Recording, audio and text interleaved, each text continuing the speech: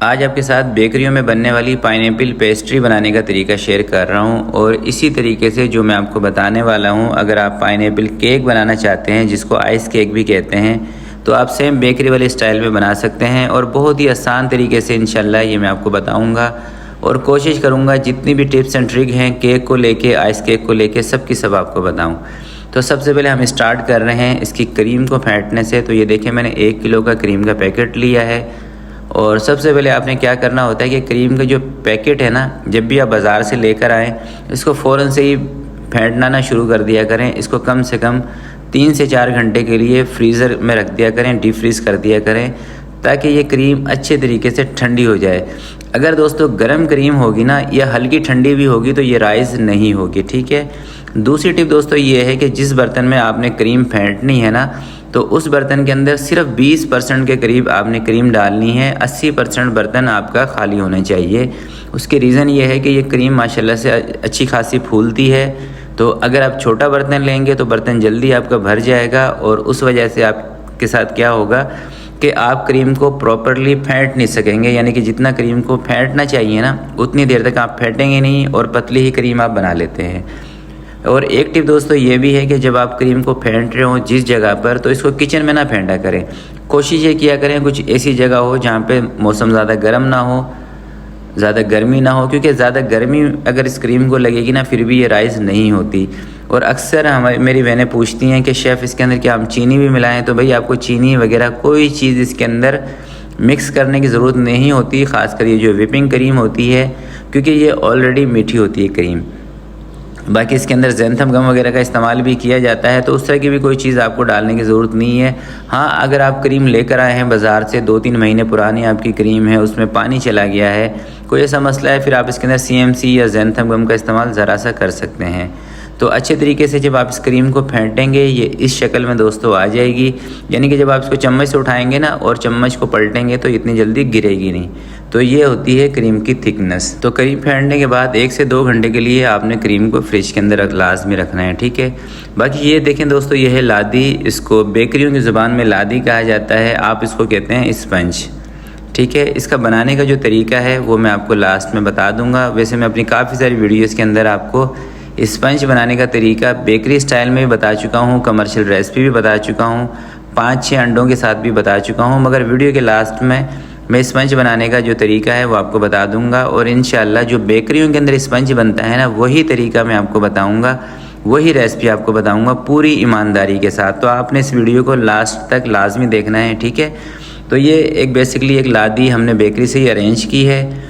और सबसे पहले आपको क्या करना होता है, अगर आप घर में भी इस तरह के कोई स्पंज या केक बना रहे हो तो ऊपर वाला जो पार्ट है ना, इसको आपने हटा देना है, रिमूव कर देना है। उसकी वजह यह है कि अगर आप इसको रिमूव नहीं करते हैं और डायरेक्ट इसके ऊपर क्रीम डाल देंगे ना, तो ये ऊपर वाला पार्ट इतना नरम, इतना सॉफ्ट होता है कि ये क्रीम के अंदर मिक्स हो जाएगा और क्रीम ना इसके ऊपर सही तरीके से आप अप्लाई नहीं कर सकेंगे, ठीक है। तो ऊपर वाला पार्ट आपने हटा देना है। उसके बाद जो भी आपका स्पंज हो, लादी हो, जो भी आप इसको कहते हैं, उसके बीच में से आपने 2 टुकड़े कर लेने हैं इस तरीके से। ये देखें बिल्कुल सेंटर में से कोशिश करें कि 2 पीस बना लें। चाहे आप कोई केक भी बना रहे हो ना, 1 पाउंड का, 2 पाउंड का, उसका भी सेम यही तरीका है। फ़र्क सिर्फ ये है कि इसको हम पेस्ट्री की शक्ल दे देंगे, उसको आप केक का कोई भी डिज़ाइन बनाना चाहते हैं बना सकते हैं। और बहुत ही सिंपल सा आपको मेथड बताऊँगा, कोई लंबे चौड़े तरीके नहीं बताऊँगा, ठीक है। बीच में से कटिंग करने के बाद कहीं से अगर ऊपर नीचे हो तो थोड़ा सा आप इसको इस तरह से सेट कर सकते हैं। उसके बाद आपने दूध लेना है, कोई भी डब्बे वाला दूध, डेयरी वाला दूध नहीं लेना, डब्बे वाला दूध लेना है। इसकी वजह यह है कि डब्बे वाला दूध दोस्तों ऑलरेडी कुक होता है और जो डेयरी वाला दूध है वो सेम टाइम कच्चा भी होता है और वो जल्दी ख़राब भी जल्दी हो जाता है डब्बे वाले की मुनासबत। तो डब्बे वाले दूध का इस्तेमाल करें और अच्छे तरीके से देखें, आपने इसके ऊपर दूध लगा देना है इस तरह से। दूध इसके ऊपर लगाते वक्त आपने कंजूसी बिल्कुल भी नहीं करनी, ठीक है। अगर आप 1 पाउंड का मुझसे पूछें ना कि शेफ़ 1 पाउंड का केक बना रहे हैं तो उसमें दूध हमने कितना लगाना है, तो भाई 1 पाउंड के केक के लिए तकरीबन 100 ग्राम या 120 ग्राम आपने दूध लगा देना है दोनों हिस्सों के ऊपर, ठीक है। तो बीच में इस तरीके से क्रीम आपने लगा देनी है। और ये देखें मैं क्रीम इसके ऊपर लगा रहा हूँ स्पैचुले से, ठीक है। वैसे मेरे पास नाइफ़ भी है क्रीम लगाने वाली, मगर आपको बताने के लिए सिर्फ के देखें इतने सिंपल तरीके से भी चीज़ें बन जाती हैं। ज़रूरी नहीं है कि आपको बेकिंग के लिए कोई तमाम प्रोफेशनल चीज़ें ही ख़रीदनी हैं। अगर आपने स्टार्ट किया है, आप बिगनर लेवल से स्टार्ट कर रहे हैं, तो घर की जो बेसिक चीज़ें होती हैं उसी से आप बना सकते हैं। बीच में इसके ऊपर आपने छोटे छोटे पाइनएप्पल के टुकड़े कटिंग करके लगा देने हैं और जो ऊपर वाला पार्ट था वो ऊपर रख देना है और इसके ऊपर भी आपने दूध लाजमी लगाना है, ठीक है। बहुत सारी मेरी बहनें क्या करती हैं कि जो पाइनएप्पल के डब्बे में से पानी निकलता है ना, वही उठा के इसके ऊपर लगा देती हैं। उसमें होता पता है क्या है कि बाज़ औक़ात वो पाइनएप्पल का जो पानी होता है उसके अंदर खटास इतनी ज़्यादा होती है कि आप ये केक बना के रखते हैं तो उसका टेस्ट ख़राब हो जाता है। अगर आपने कभी दूध इस तरह से केक के ऊपर नहीं लगाया ना, तो एक मरतबा मेरे कहने से आपने दूध लाजमी लगा के फिर चेक करना है। इंशाल्लाह देखिएगा कि आपको कितना बेहतर रिज़ल्ट मिलता है।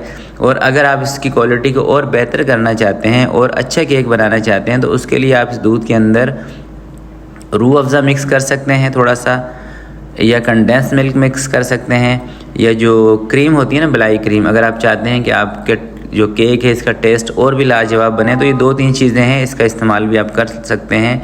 और बहुत सारी बेकरियों में इस तरह का दूध बना के रखते हैं वो लोग, जो ऊपर से केक के ऊपर लगाते हैं, जिसकी वजह से दोस्तों उस बेकरी के केक का टेस्ट ही अलग होता है। दूध के अंदर क्या चीज़ मिक्स करते हैं? कंडेंस मिल्क, मलाई क्रीम और ये डब्बे वाला दूध, 3 चीज़ें, ठीक है। बहुत सारे लोग दूध के अंदर रूह अफ़ज़ा भी मिक्स करते हैं। तो ये 2-3 तरीके हैं जो मैंने आपको बता दिए हैं। बाकी इसके ऊपर मैंने क्रीम लगा दी है। अच्छा, क्रीम के लिए भी देखिए मैंने क्या जुगाड़ किया है। जो सिम कार्ड होता है ना, इसको आप साफ़ कर लें अच्छे तरीके से, उससे आप इसके ऊपर बिल्कुल प्लेन कर सकते हैं क्रीम को। और साइडों में आपने इस तरीके से इसकी कटिंग कर देनी है। साइड वाले जो पार्ट्स होते हैं उसको आपने कटिंग करके साइड पे कर देना है। इसकी रीज़न ये होती है कि साइडों से ना ये थोड़ा सा हार्ड होता है, ठीक है, इसलिए। और बेकरियों में भी इसी तरीके से कटिंग की जाती है।